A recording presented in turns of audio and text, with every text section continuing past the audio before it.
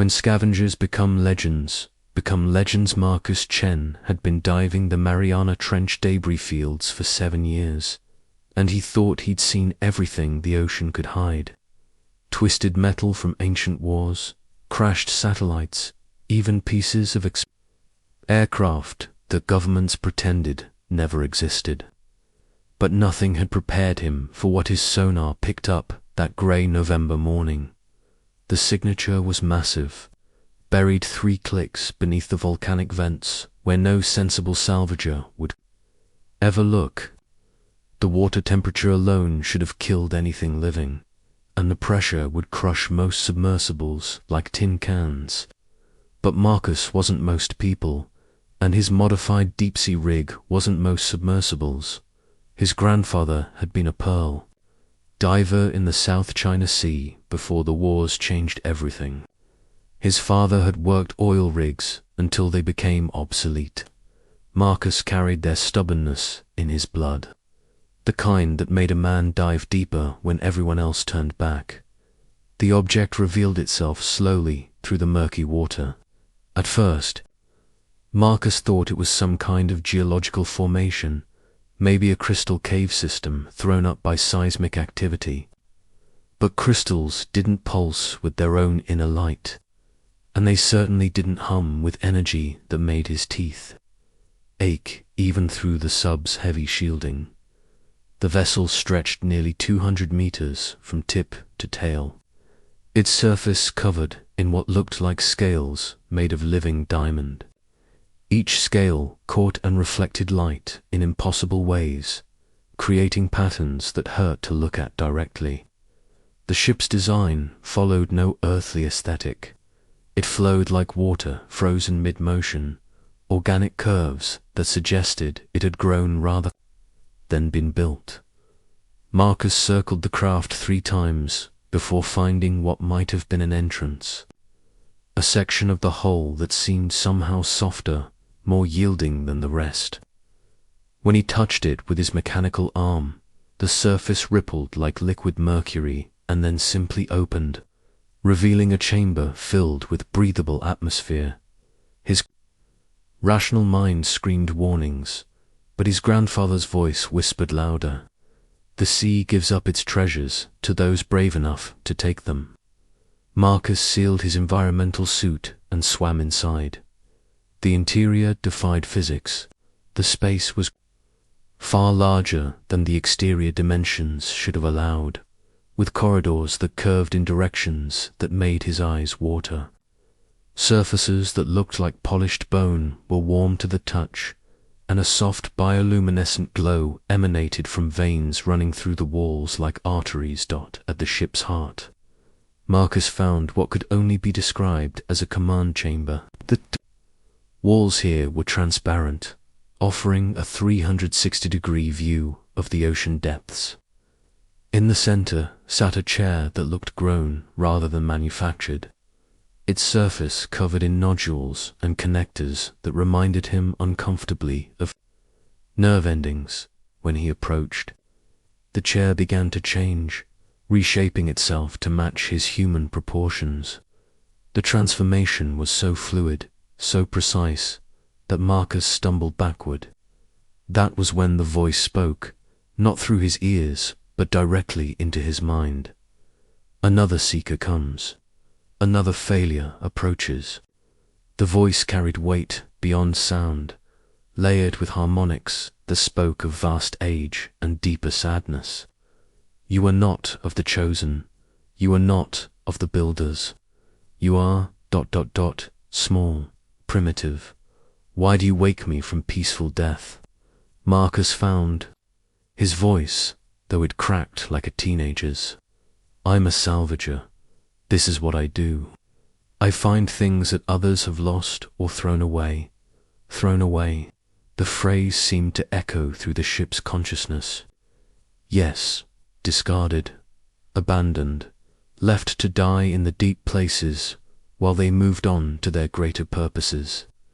The ship's lights pulsed brighter, and Marcus could feel something vast and ancient focusing on him with uncomfortable intensity. You understand abandonment, Small seeker. It wasn't a question, and Marcus didn't try to deny it. His parents had died when he was 12. The foster system had chewed him up and spit him out onto the streets by 16. The military had taken him in, given him purpose, then cast him aside when his unit was dissolved after the peace accords. He'd built his life from the things others discarded, just like this ship. "What are you?" Marcus asked. "I am HFY, guardian of the deep reaches, protector of the growing worlds.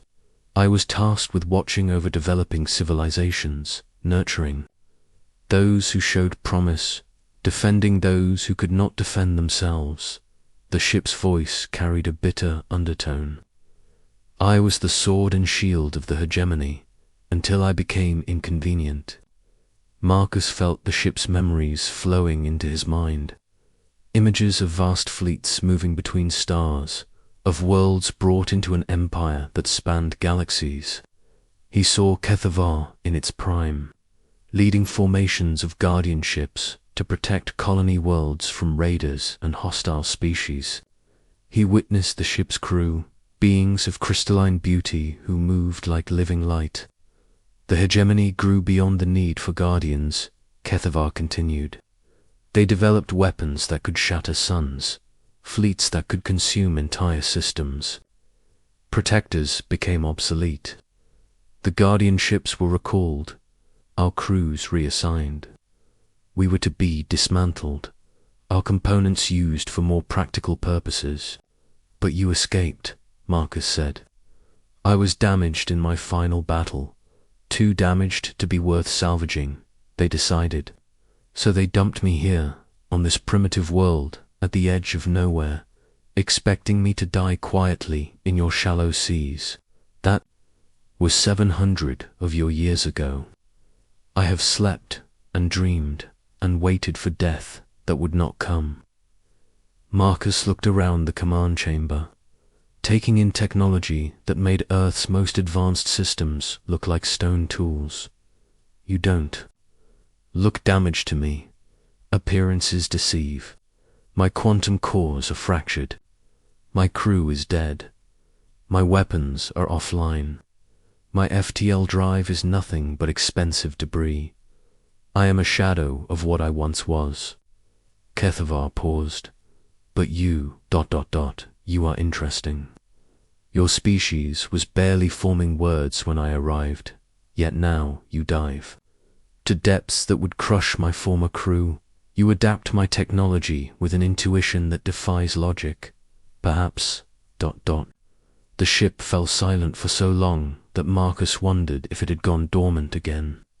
Then the chair began to change once more, this time extending connectors that looked disturbingly biological. "I offer you a choice, small seeker.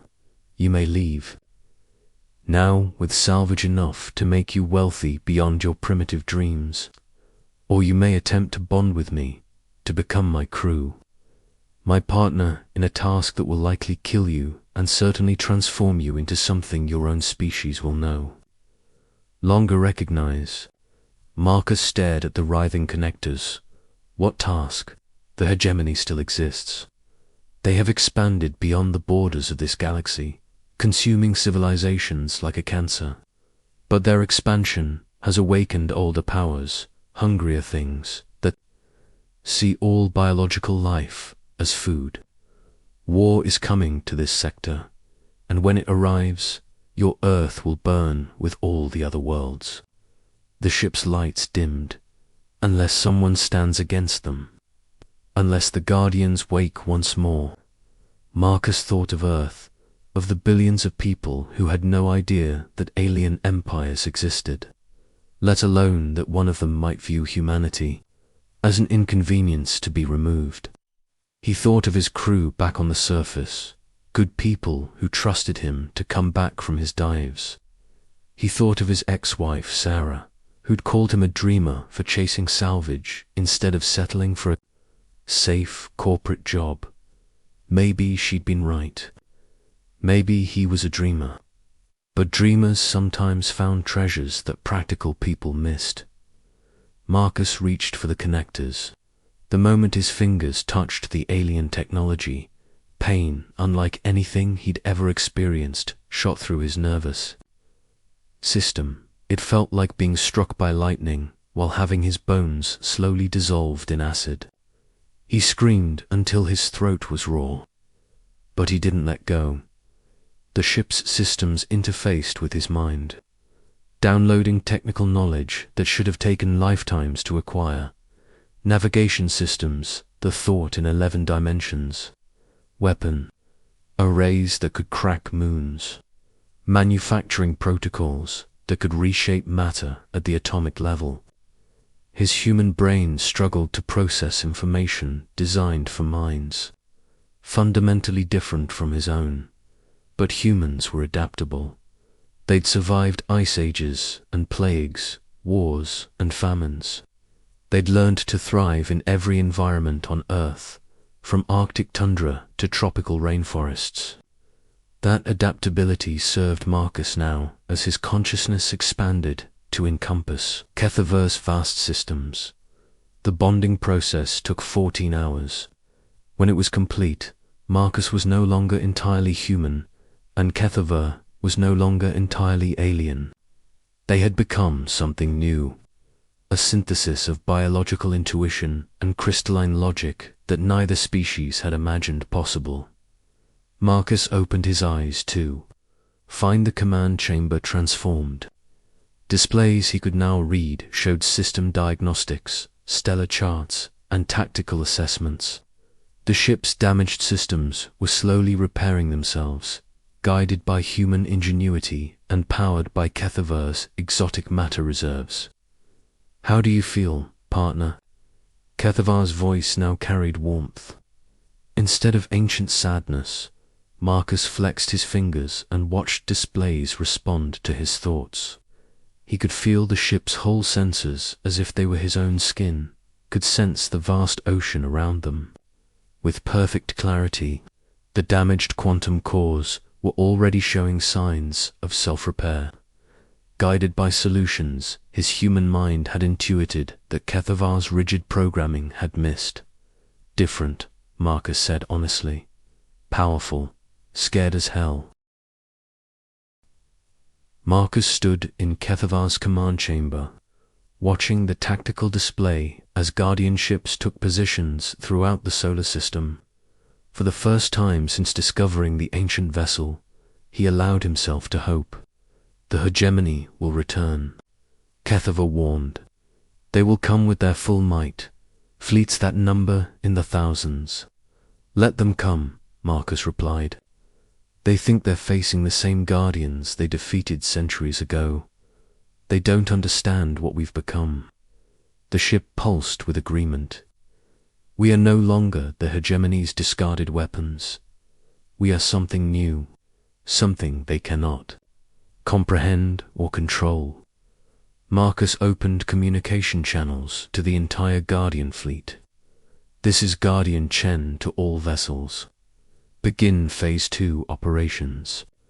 It's time to wake up every Guardian ship in the galaxy. The response was immediate and overwhelming. Guardian signals began broadcasting on frequencies that hadn't been used since the fall of the old empire. On distant worlds throughout the spiral, alien ships that had slumbered for centuries began to stir.